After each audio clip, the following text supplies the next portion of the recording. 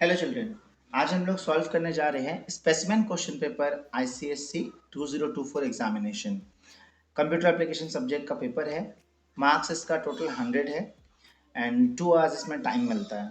Okay, so paper जो है वो section A and section B में डिवाइडेड रहेगा। ऐसा ही सेम पेपर बोर्ड्स में भी आएगा और इसमें क्या होगा, ऑल द क्वेश्चंस जो सेक्शन ए के होते हैं तो वो सारे क्वेश्चंस कंपलसरी होते हैं और सेक्शन बी के हम लोग को सिर्फ 4 क्वेश्चन करना होता है, एनी 4। तो उसमें 6 क्वेश्चंस गिवन होते हैं, हर क्वेश्चन 15 मार्क्स का होता है, तो उसमें एनी 4 अटेम्प्ट करना है। मल्टीपल भी कर सकते हैं, 6 भी कर सकते हैं, अगर 5 करना है 6 करना कर सकते हैं। बेस्ट ऑफ 4 ही सिलेक्ट होता है एज पर आईसीएससी पैटर्न। सो इसी पैटर्न में पेपर रहेगा।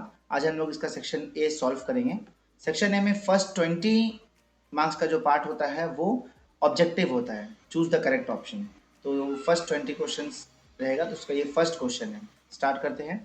Name the feature of Java depicted in the above picture. तो जावा का कौन सा फीचर अबव पिक्चर में बताया जा रहा है, तो बहुत क्लियर दिख रहा है, एक फादर है एक चाइल्ड है। तो चाइल्ड जनरली फादर का प्रॉपर्टीज इनहेरिट करता है, तो यहाँ पे इनहेरिटेंस बताया जा रहा है। ओके, एब्स्ट्रैक्शन नहीं हो सकता है, इनकैप्सुलेशन नहीं हो सकता है। इनकैप्सुलेशन का मतलब होता है रैपिंग ऑफ अ डेटा, तो वो यहाँ कहीं भी नहीं दिख रहा है। एब्स्ट्रैक्शन का मतलब होता है हाइडिंग, वो भी नहीं दिख रहा है। हाइडिंग ऑफ डेटा होता है hiding of information.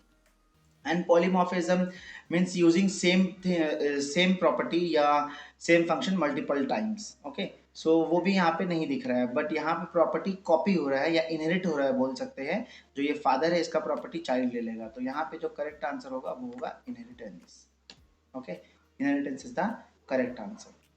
Next second one, the expression which uses greater than equal to operator. कौन सा expression greater than equal to operator use करता है?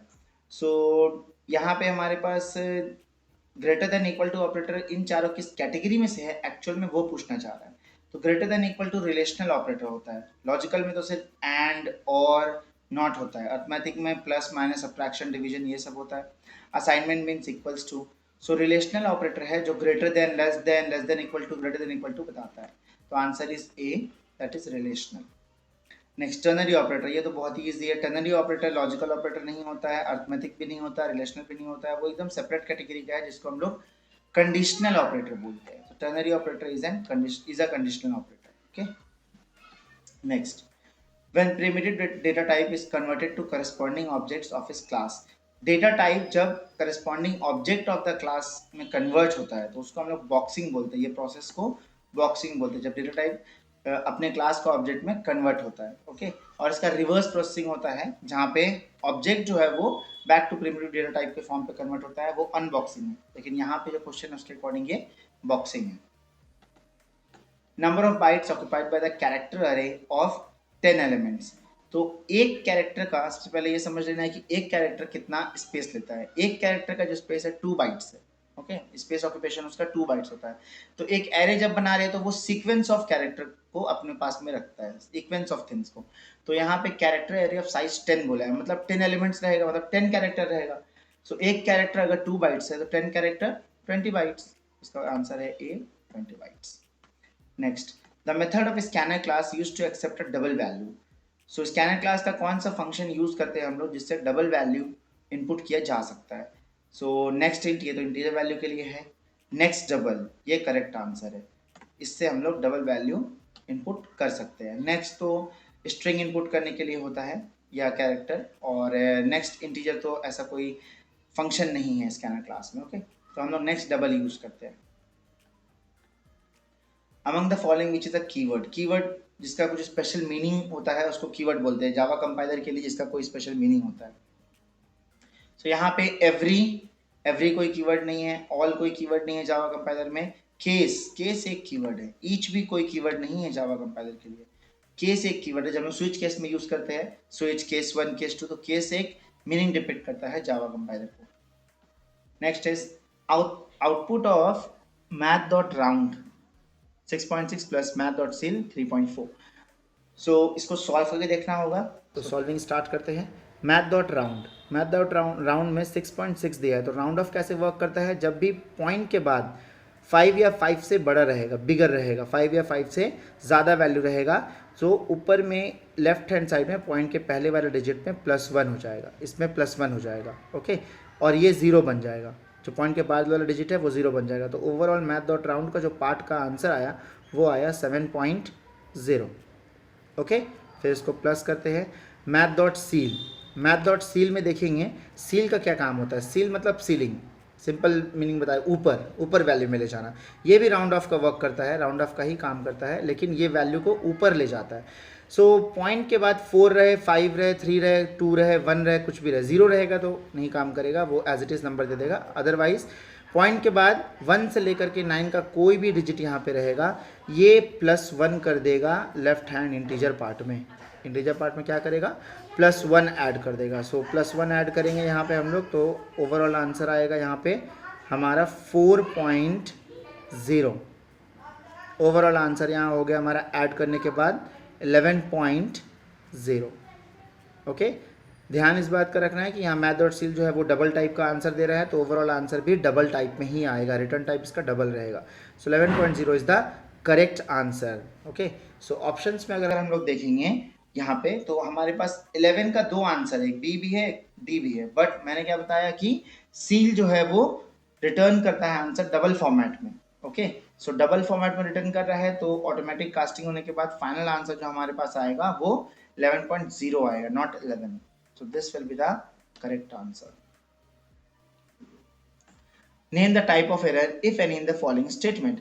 System.out.print hello. जनरली इसमें स्टेटमेंट में एरर नहीं दिख रहा है, एक्सेप्ट कि ये क्लोजिंग मतलब स्टेटमेंट का एंडिंग नहीं दिया, दैट इज सेमी कॉमा नहीं दिया हुआ है इसमें। ओके, तो लॉजिकल एरर नहीं हुआ, ये लॉजिक से कोई इसका दिक्कत नहीं है। नो एरर नहीं बोल सकते बिकॉज सेमी कॉमा यहाँ पे नहीं है। रन टाइम एरर भी नहीं है बिकॉज ये तो कंपाइल टाइम पे ही पकड़ा जाएगा, तो it's a syntax error. Okay, जो भी एरर कंपाइल टाइम पे कैच हो जाता है वो सिंटेक्स एरर होता है। सो ये सिंटेक्स एरर है। यहाँ पे एलन भी नहीं दिया हुआ है, तो एलन देना या नहीं देना कोई एरर नहीं होता है, एलन लाइन चेंज करने का यूज होता है, वो ऑप्शनल है। एलन प्रिंट एलन लिख भी सकते हैं, ये सिर्फ प्रिंट लिख के भी काम कर सकते हैं। ओके, सो यहाँ पे एरर क्या है, सेमी कॉमा नहीं दिया हुआ, that is an error. Next, Java statement to access fifth element of an array. बहुत ही इजी क्वेश्चन है। एरे जो होता है वो हमेशा उसका इंडेक्सिंग 0 से स्टार्ट होता है, हमेशा ऑलवेज इंडेक्सिंग उसका 0 से स्टार्ट होगा। तो जब हम 0 से काउंट करना स्टार्ट करेंगे 0 1 2 3 4, तो मेरा फिफ्थ एलिमेंट काउंट हो जाएगा। 0 से स्टार्ट करेंगे तो ऑफकोर्स फिफ्थ एलिमेंट मतलब एक कम रहेगा एलिमेंट में, काउंटिंग में। तो जनरली अगर हम 0 से स्टार्ट किए तो इंडेक्स उसका 4 आएगा, फिफ्थ एलिमेंट का इंडेक्स 4 आएगा, तो आंसर हुआ ए का x4। ओके, फिफ्थ एलिमेंट में इंडेक्स जो है उसका यहाँ पे 4 आएगा, 0 1 2 3 4। ओके, फिफ्थ एलिमेंट हो गया, फिंगर में इजली इसको काउंट किया जा सकता है। Next, the output of remarkable dot substring 6। Okay, remarkable dot substring 6 का आउटपुट हम लोग निकाल के कैलकुलेट करके देख सकते हैं। Let's see. Okay, remarkable dot substring ये क्वेश्चन हमारा है। तो पहले हम लोग यहाँ पे इसका इंडेक्सिंग कर लेते हैं स्ट्रिंग के लिए। तो 0 से इंडेक्सिंग स्टार्ट होगा, 0 1 2 3 4 5 6 7 8 9 तक इसमें जा रहा है। अब सबस्ट्रिंग 6 बोला है तो हम सीधा 6 इंडेक्स नंबर पे जाएंगे। ओके, यहाँ से लेंगे, ये स्टार्टिंग पॉइंट बताया 6, पर एंडिंग नहीं दिया है तो ये पूरा कैच हो जाएगा, एंडिंग नहीं देगा तो पूरा चल जाएगा। ओके, तो ये स्टार्ट कहाँ से हुआ, 6 से हुआ और पूरा 9 तक गया, तो इट मीन्स जो मेरा आंसर आएगा वो आएगा ABLE, able, able will be the answer. यहाँ पे हमारे पास डी नंबर आंसर करेक्ट है इसका, able.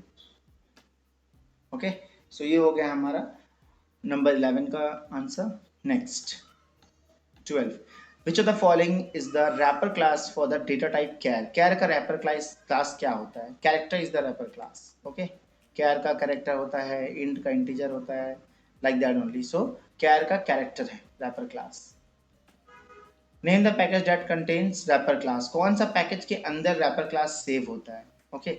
So wrapper class java.lang में सेव होता है। ये डिफॉल्ट क्लास है, जावा प्रोग्राम में ऑटो इंपोर्ट हो जाता है ये। सो java.lang is the main class जिसके अंदर रैपर क्लास सेव है। Constructor overloading follows which principle of object oriented programming. So inheritance तो मैंने अभी आपको पहले ऊपर बताया, इनहेरिटेंस में प्रॉपर्टी इनहेरिट करते हैं हम लोग, और पॉलीमॉर्फिज्म मीन्स ओवरलोडिंग हो सकता है। पॉलीमॉर्फिज्म कैसे कि ओवरलोडिंग में हम लोग सारे फंक्शन का नेम सेम रखते हैं। पॉलीमॉर्फिज्म का मतलब यही होता है कि using a thing multiple times, using a same thing multiple times, ठीक है। सो यहाँ पे पॉलीमॉर्फिज्म यूज हो रहा है। ओवर कंस्ट्रक्टर ओवरलोडिंग में हम जितने भी कंस्ट्रक्टर बनाते हैं सबका नेम सेम रखते हैं। एक्सट्रैक्शन नहीं है, ये हाइडिंग ऑफ डेटा नहीं है, इनकैप्सुलेशन भी नहीं है, रैपिंग ऑफ डेटा भी नहीं है constructor. Okay, next, which of the following is a valid integer constant. इसमें से इंटीजर कांस्टेंट वैलिड कौन सा है?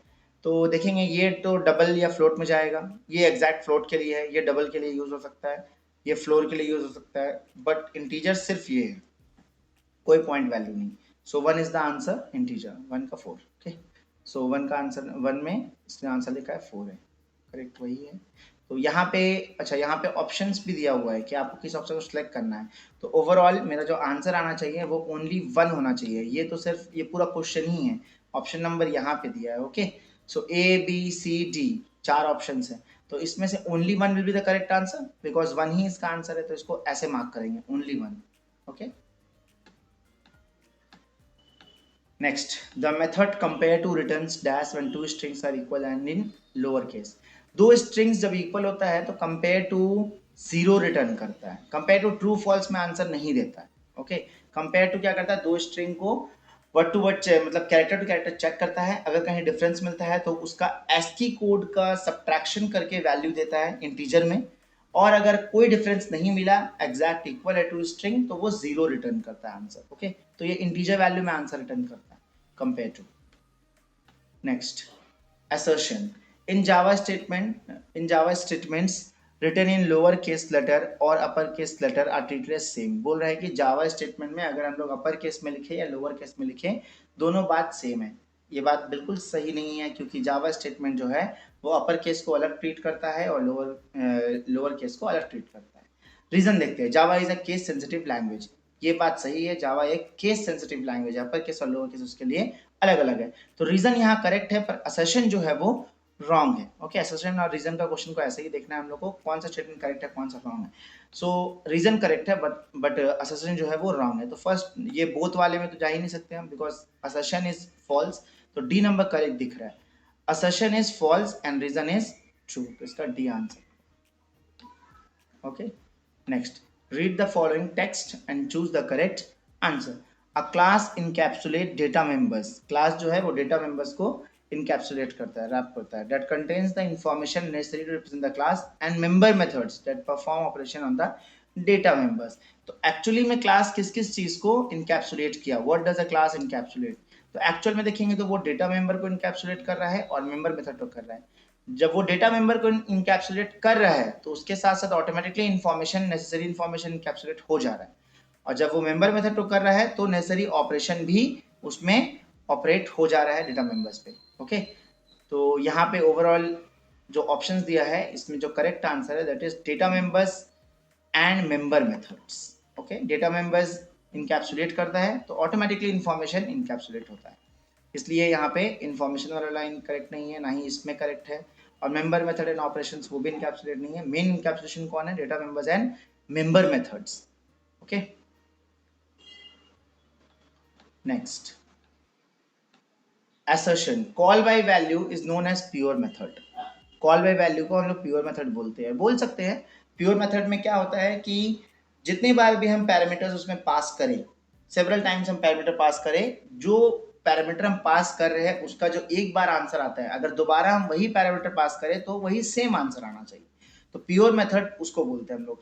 कॉल बाय वैल्यू में ये पॉसिबल है, क्योंकि हम लोग कॉल बाय वैल्यू में जब वैल्यू को पास करते हैं तो वैल्यू जब जाता है तो वो कॉपी होके जाता है, इसलिए ओरिजिनल वैल्यू में कोई चेंजेस नहीं आता है। सो ये प्योर मेथड की तरह एक्ट करता है। साथ ही प्योर मेथड जो है वो आंसर रिटर्न भी करता है, तो ये प्योर मेथड की तरह एक्ट कर रहा है। रीजन देखते हैं, the original value of the variable does not change as operation is performed on the copied value. तो वही चीज बताया जो मैंने आपको बताया, ओरिजिनल वैल्यू जो है वो चेंज नहीं होता है, क्योंकि जो भी ऑपरेशन है वो कॉपीड वैल्यू पे होता है, कॉल बाय वैल्यू पे। तो ये दोनों ही चीज करेक्ट है। Okay, so both assertion and reason are true, both assertion and reason are true। अच्छा, ये एक ऑप्शन है both assertion and reason are true and reason is correct explanation of assertion, और एक ऑप्शन है both assertion and reason are true and reason is not correct explanation of assertion। so यहाँ पे जो हमारा आंसर आना चाहिए वो both assertion and reason are true and reason is correct explanation of assertion. Okay, ये हो गया हमारा इसका answer. What will be the output for system.println character dot to lower case? तो इसका आउटपुट क्या आएगा? अब यहाँ तो अल्फाबेट है नहीं, तो अल्फाबेट है नहीं तो उसको लोअर केस करेगा नहीं, तो जो नंबर है वही आंसर आ जाएगा, तो 1 विल बी द आंसर. सो ये हमारा कंप्लीट हुआ 20 मार्क्स का टिक द करेक्ट ऑप्शन का क्वेश्चन आंसर्स. ओके.